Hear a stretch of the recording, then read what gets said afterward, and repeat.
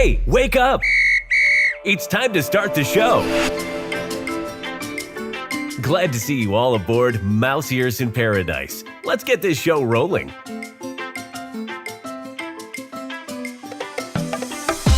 Welcome to Mouse Ears in Paradise. I am Dave. Hello, I am Becky.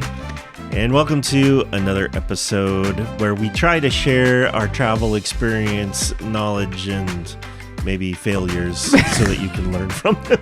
Not too many, I don't think, today on the failure side of things, but you never know. You never know. So today we're hoping to talk about some of the summer discounts that are going on at the Disney parks. We're going to be talking about the Disney Destiny and the Disney Treasure. And of course, we will not leave out our magical moments at the end of the episode. So stay tuned.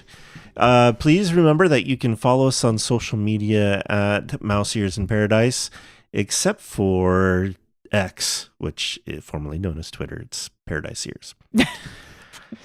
For those that are from care. a while ago. Yeah. And find links to subscribe at mouseearsinparadise.com. Sometimes, we leave that stuff at the end, and sometimes I feel like people tune out by then and maybe forget or That's don't fair. know. Like I've noticed, like, we have a bunch of listeners on YouTube, but they aren't subscribing. So, like, hey, go and subscribe. Like and subscribe. Yeah. Like and subscribe. I was kind of surprised. Like, oh, that's cool. That's awesome. That is cool, actually. And, I want to thank Robbie, because Robbie was one that a while ago was like, I'd listen if you were on YouTube. And you did it and listened. And I did it. And I assume he is one of those listeners that's listening.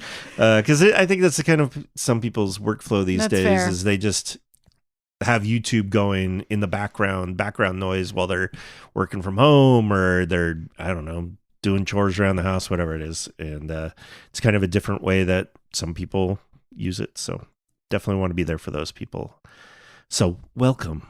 Welcome, foolish mortal. I'm sorry you're stuck with us now.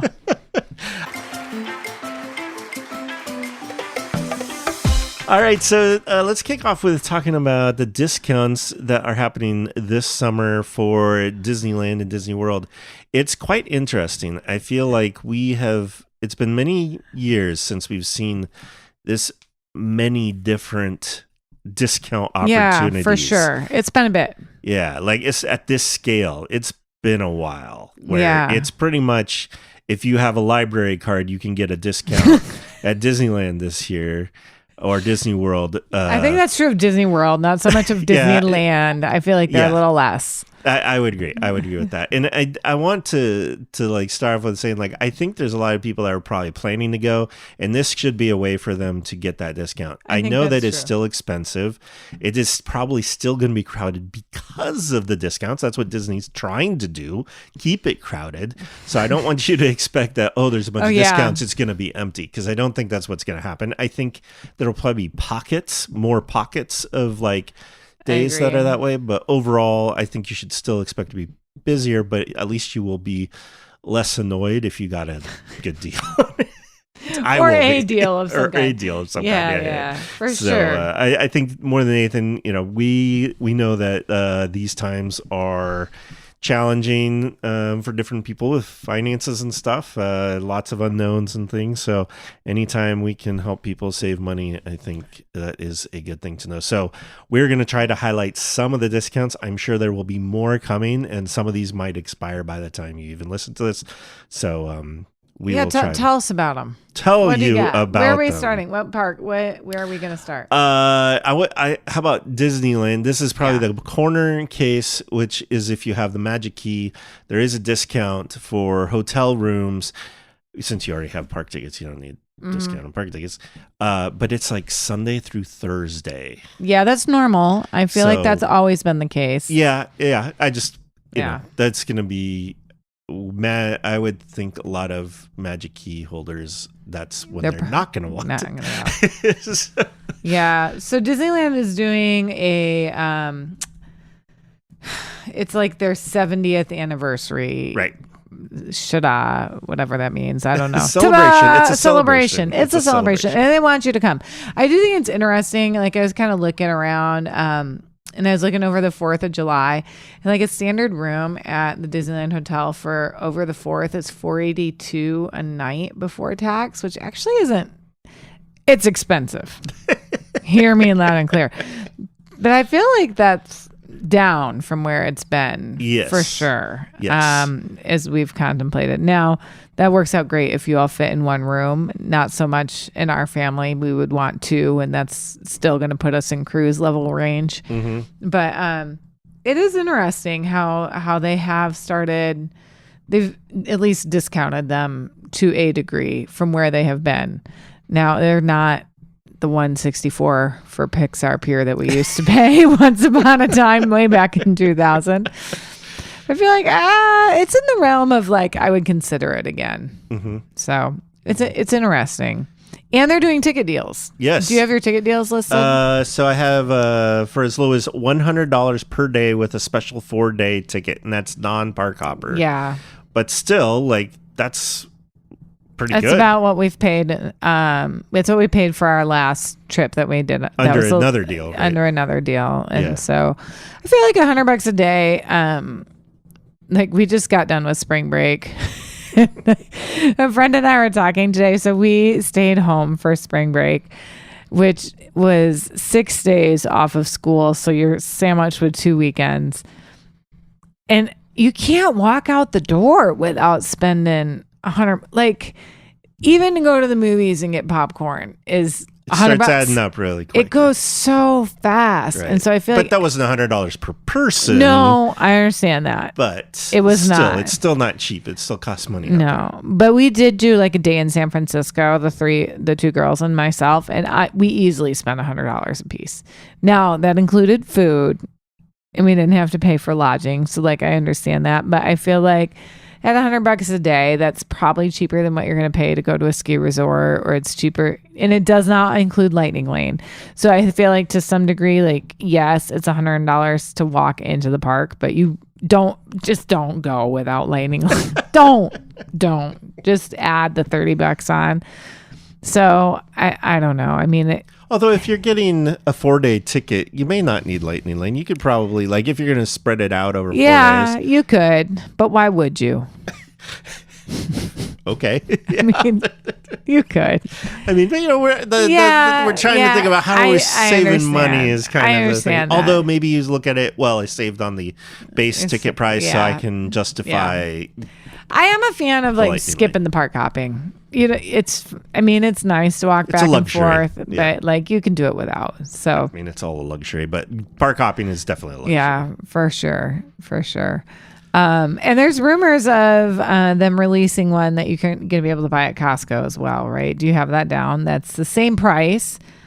It's the same, like $100 a day, but it's going to include Lightning Lane and supposedly a Disney. Yeah, that's rumor. I haven't seen it official yet. Yeah, but that is the rumor for Costco, which I think, you know, obviously if Costco, you get the same discount at Costco, it's going to be weird. So of course they're going to try and plus it in some way. That'd be great. So then it'd be a really good deal for sure. It would be. They're probably trying to hope that people will book their summer travel, and then that'll be like the next step to get more people to book. For sure. For sure. But and then let's see here. Looks like 30% off stays at Disneyland Resort Hotel during the celebration, 4 nights or more. So yeah, more hotel discounts. Yeah, so I think, you know, there's quite a few options going there, depending on which you're going. And I think it is going to be, you know, I'm looking forward to seeing everything that they're planning to come out for this 70th anniversary. You know, of course, I'm excited about Paint the Night coming back. Have you seen that there's going to be a Park Plaque sweatshirt? I have not seen that, but I guess I'm going to have to get that. But I've been watching. You can't buy it. Like they're doing a whole like retro inspired I've seen some line. of that. Yeah, they've got a whole thing going of like retro inspired stuff called the Replica Chapter of Vault series, which is kind of a mouthful. That is a mouthful. Replica, but it's got like the Vault collection has this sweatshirt that says it's like Disneyland is the star, everything else is in the supporting role, but then on the front it's like a men's zip up, and then on the front it's got the park plaque. Nice. I know. You need it. We're like at this place that we need to go down to Anaheim just to go shopping, and it's sort of horrifying. Yeah. I mean, that could happen. When are we going? When are we doing this? I don't know. We're going to have to just send you. Already busy plans for the summer. Yeah, so there's going to be a new nighttime show. They've got some additions to Small World with Miguel and Dante from Coco. There's a new Cavalcade. Yep. There's a new projection show. So there's just all kinds of stuff they're doing. So it's going to be, I think, a good summer to try to get down there. And we're hoping to go. We booked a room. Yeah, that's true. We did book a room. We'll see. We'll see what happens. Anybody's guess what the summer will bring. Yep. But yeah, so Disneyland, at least reaching out. They're certainly reaching out to try and get people to stay on property. Like, I think their hands are still pretty full with their annual pass holders because you can't just go and buy. Right. Like, I'm pretty sure they're paused on selling Magic Keys right now. Yeah. At least to the big one. So, but you at least have some options. I don't know, of how to make a vacation out of it. Yeah, I mean, it's a little cheaper than if you would have perhaps tried to go a couple months ago. So yeah, for sure. Might as well try to capitalize on that. All right, so now we said Disneyland, probably not as much, but Disney World. Disney World has all kinds of discounts going on right now. Yeah. So let's hear. They've got a free dining plan going. Yeah. There's, of course, military discounts, annual pass holders, of course, saving up to 35% on rooms. 40 even sometimes. Oh, 40 sometimes even. Yeah, I suppose it depends on dates and things like that. But, of course, again, that's Sunday to Thursday. But then otherwise, I think 25% off for rooms for non-AP holders. So... And then, so you mentioned free dining. They also have a save 50% on kid tickets, special deals on 3-day 3-park tickets this summer. Like, I feel like it's just, please come. That's what the Florida flag says. Please come. But you have to put up with like humidity, and you have to put up with the hot. So there is you kind of have to weigh that all out to a degree too. So, but they're definitely like, if it's on your ticket for the summer, or you're trying to figure out what to do, I think there's some good options out there too for Disney World, and a lot of availability, which is sort of horrifying and also great. And I'm excited because I feel like it's going to make it like, keep sending those discounts my way. I'm not going to use them in July, but I might use them other times during the year. And especially the tickets, like if you can, kind of take some of the break off of that, I feel like that adds up a lot. So, Disney Visa, they also are doing a discount, combo thing to get, like free dining and stuff if you want to go that route. Disney Plus subscribers also, they have special pricing on rooms. Yeah. Like, it's kind of like all these different, like, if you're a member of any one of these things, that's why I said the library card, like, there's all these things. If you can get a discount. We were talking about Costco, right? That I would imagine there's probably some stuff with AAA. I haven't seen them advertise it, but if you are a member of AAA, I'd recommend checking that out just to see, because they always have good stuff, and also a good place to look for off-property hotels is AAA, because they'll often have good discounts at the surrounding hotels. Yeah, we are hoping to take advantage of a couple of these different options, so the fun will continue. Who needs groceries or eggs? Not us. Well, you can get food and eggs at Disney World. You can. They might be powdered, but you can get them. Yeah. It's interesting. It'll be interesting to see where it continues to go. And obviously some of it's due to just the climate of America in general. Like, I think travel's down in general and projected to stay down for a while. Yeah. At least, international travel to the and US. that's another part of it, right? Is there's all these barriers now to get in from other countries. And so you're now trying to grab from an even smaller set of people. Right.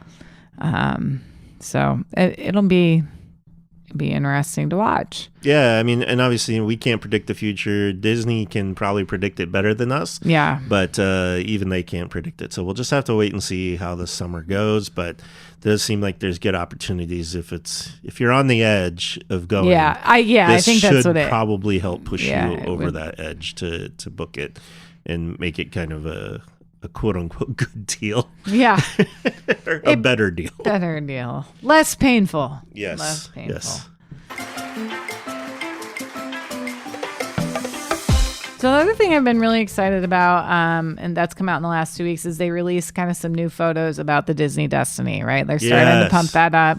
So that we know already that was going to be a heroes and villains and ship. And we kind of knew, I think, a fair amount about what the dining and such was going to be on the Disney Destiny, which is very similar to both the Wish and the Treasure. But they released the Minnie Mouse with her superhero costume, which I think is super cool. And it's really fun to see. I mean, the line to get a picture with her is going to be out of control. But I like that they're going to, they're starting to release some content. And I like that it's different. Like, I like that it's going to be unique to the ship and not, just the same old, like, it's not just Captain Minnie, which I love Captain Minnie. There's nothing wrong with Captain Minnie at all. It's like, she's great. But it's fun to see them different, something unique, come up with some new things. And the spider bots on the back, I'm excited about those. We knew that was going to happen, but starting to show a little bit more about what that's going to look like. And T'Challa ready to go. So I'm feeling very good about the Disney Destiny. And the Hercules show, like, that has, with the monsters and everything, it has a chance to be just this huge epic thing. Hard to say how they pull that all off, but I know. But it could be really, really amazing. Yeah, well, they have said they're going to use a lot of puppetry, similar to what they're doing in the Moana treasure show. Which is kind of, I think, like Disney touch these days, right? Like, you expect that now when you go to a Disney show for there to be some kind of, it's kind of how they bring their more magical characters to life. Yep. In a lot of ways. So, I mean, even going back as far as like the Broadway Lion King, I feel like was probably one of their first big puppetry things like that. And it's gone on ever since, even Frozen, right? Like, they use a lot of puppetry, and it's amazing. So it is amazing. It's kind of interesting. Like, you would have thought, I don't know, with the whole, like, the Muppets remakes have not been overly successful, right? They haven't really brought those back well. Like, they've tried multiple times, but it hasn't caught on. And so, like, when I think about that, I think, oh, puppetry must be sort of a dying art, but it's clearly not. It just is different in the way that they're using it now. Yeah. If that makes any sense. Yeah, no, I hadn't really connected those dots, but I can see that. Yeah, that is interesting. They're more, I feel like, instead of being like stage, like, they're more grand in a lot of ways, right? These puppets are all just ginormous or human, at least human size, right? And so different than like what we would have traditionally thought of as a kid. But yeah, it's I'm excited about what the Destiny is going to bring. Looking forward to our booking. Yeah, I know. It's coming. I'm like, we booked this and thought like, maybe we'll go. And then like they start releasing this stuff. I'm like, no, I'll sell my kidney. What is it going to take? How are we going to make this happen?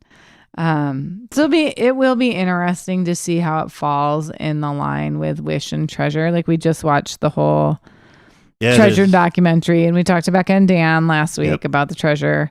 It's 7 days, so that one's going to be a lot harder for us to get on just time-wise with our schedules. That's more challenging.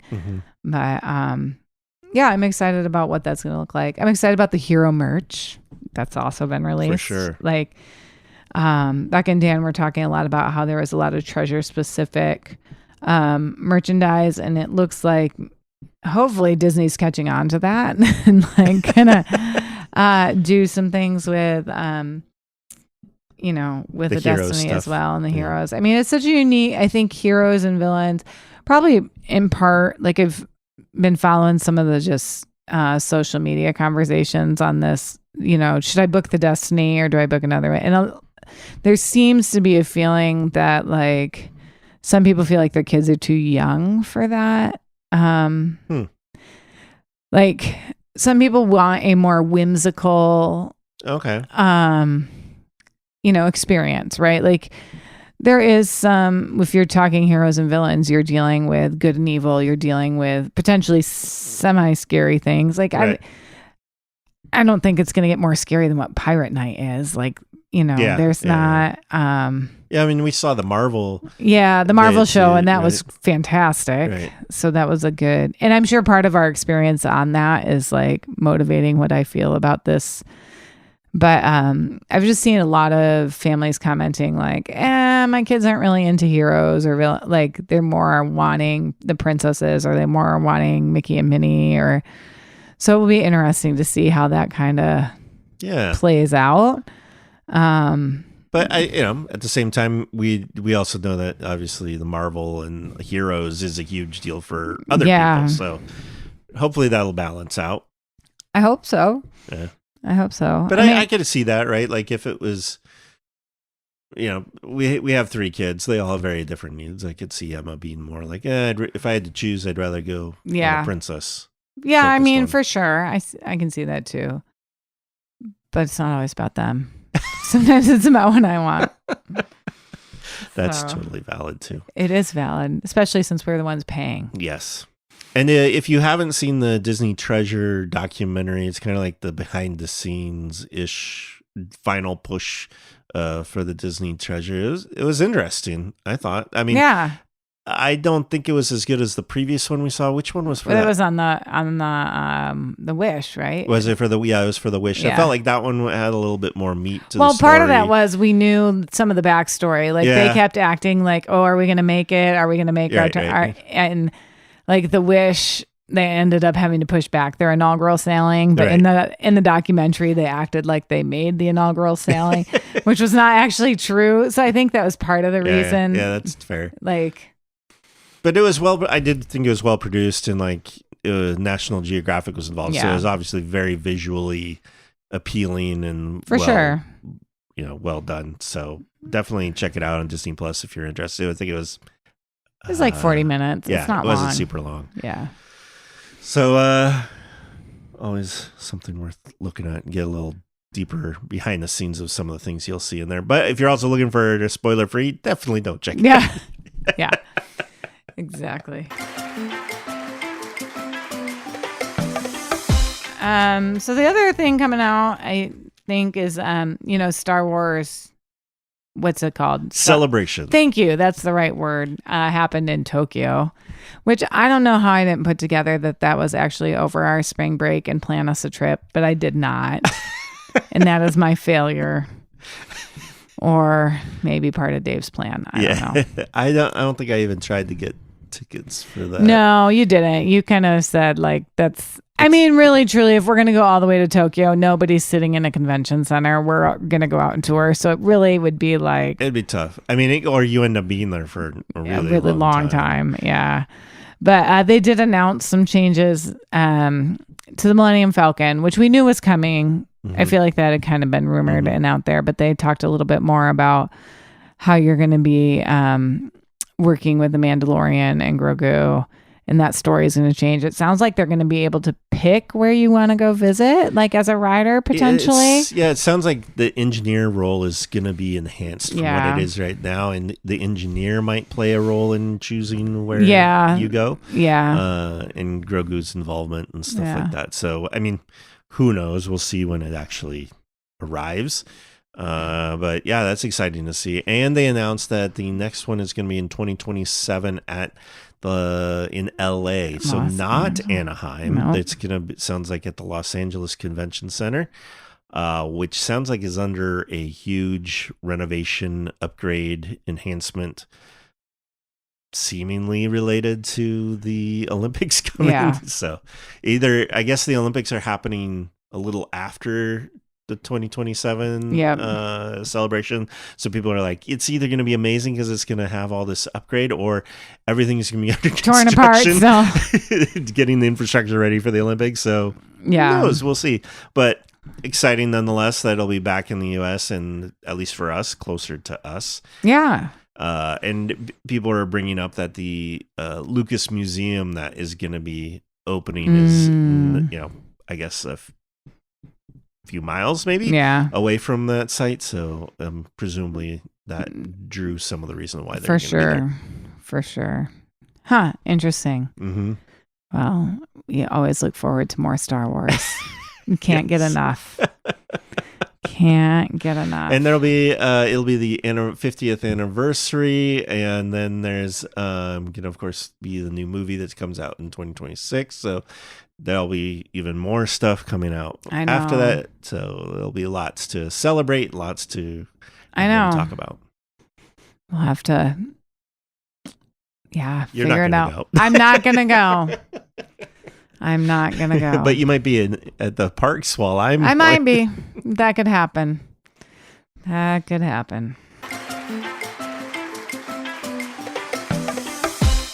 Well, now it is time for magical moments. Magical. I don't know what that is, but that needs to be a soundbite. Yeah, I'm sure it will be. Thank you. All right, so what is your magical moment? There's a clear winner this week, and that is a visit to the Fortune Cookie Factory in San Francisco. So I decided one of the things we were going to do, my youngest still had school during his spring break because we have different spring breaks, which is so convenient. But the girls and I went up to San Francisco to do a day, just kind of touring around. And one of the things we did was visit Chinatown. And we went to, there's a Fortune Cookie Factory there, which I have heard about. And I was supposed to go to on a field trip, but then ended up having to take care of kids doing other things instead of going to this. And so this has been on my list for a while. But Fortune Cookie Factory, you would think like, oh, we're going to go tour the factory. But you go in. Have you been? No. But the kids were telling me about it. And it's like a Fortune Cookie Factory, but it's a room. Like it's one room with this like conveyor belt of waffle mix set up. And it pops out like hot fortune cookies that one woman then comes and like folds around and puts the fortune in. And she just like can do it without looking, obviously. And then they have all these hot steaming fortune cookies right there. But they hand you samples and it's like warm, not folded fortune cookies. And they're absolutely delicious and so good. And so, we bought some fortune cookies and then they like threw a bunch of extra these like samples in, and we had warm fortune cookies while walking through the alley of Chinatown, and it was great fun and definitely the highlight of the day. So 2 thumbs up for the Fortune Cookie Factory. Right on. Yeah. That was definitely the thing that the kids were talking about. Yeah. It wasn't the cable car, the cable car museum. And they liked that. They thought it was fun, but that was it. That was the thing. So we'll go back. I bet you they'll ask to make a trip up just to go to, like, that's going to be a thing now. Like anytime we go to San Francisco, we're going to have to go there. Ghirardelli and the Fortune. We did have Ghirardelli Sundays too that day. I mean, why not? I mean, you were walking around a lot, right? Sure. Sounds about right to me. Yeah. And San Francisco isn't that big for people that really don't know. Not. You imagine this huge city, but it's not small, but it's actually moderately small. It is. You can walk from one end to the other in the matter of an hour or two. Mm-hmm. So it's quite walkable, like especially along the especially if you don't go through the middle. Yeah, there's definitely areas I would avoid, but you can theoretically walk. They did not like that. We drove through the South of Market, and they were like, "Are you seriously taking us here?" I was like, "It's gonna be better, I promise." Yeah. They were scared. Yeah. But I worked up there for a couple of years, and am very intimately aware of those situations. It is what it is. Any large city has that kind of stuff. All right. So mine is, I've been working on what I would call an ode to it's not, I would calling it a replica would be, I think, a miniature. It's a miniature version of the Epcot ball, the spaceship Earth, and made some huge progress on it over the weekend. So it is, I don't know how much I should share, but I'll just tell you. But it's going to light up. It's going to have the light features that the current Epcot has. As you may know or recall, I like to do lights on our house and stuff. Found this project where you could 3D print a bunch of this stuff and then put lights in it and control it. And there's kind of like 5 different versions people have done. I took a little bit of each of those, combined them, adding my own kind of elements to it. And I've been working on that and made some huge progress. And it's at least half of it works now. So, it's awesome. Yeah, I'm excited to do stuff with that. And when it's all done, I'll plan on sharing again and hopefully sharing some pictures and videos of what it can do. But it'll be a cool kind of decoration and I don't know, display. It's really cool. I like it. Yeah, it's something different. They actually sell something much more simplistic and smaller in Epcot, but it's super expensive. And not nearly as cool in my opinion, and even smaller. Yeah, it's neat. Yeah, we're Epcot fans in this family. It's true. Even the children. Mm-hmm. All right. Well, I think that's all we have for today, but we want to thank you for listening. You can email us at mouseearsinparadise@gmail.com. You can go to mouseearsinparadise.com to find links to subscribe and find our social media. And of course, even leave comments on the episode if you wish.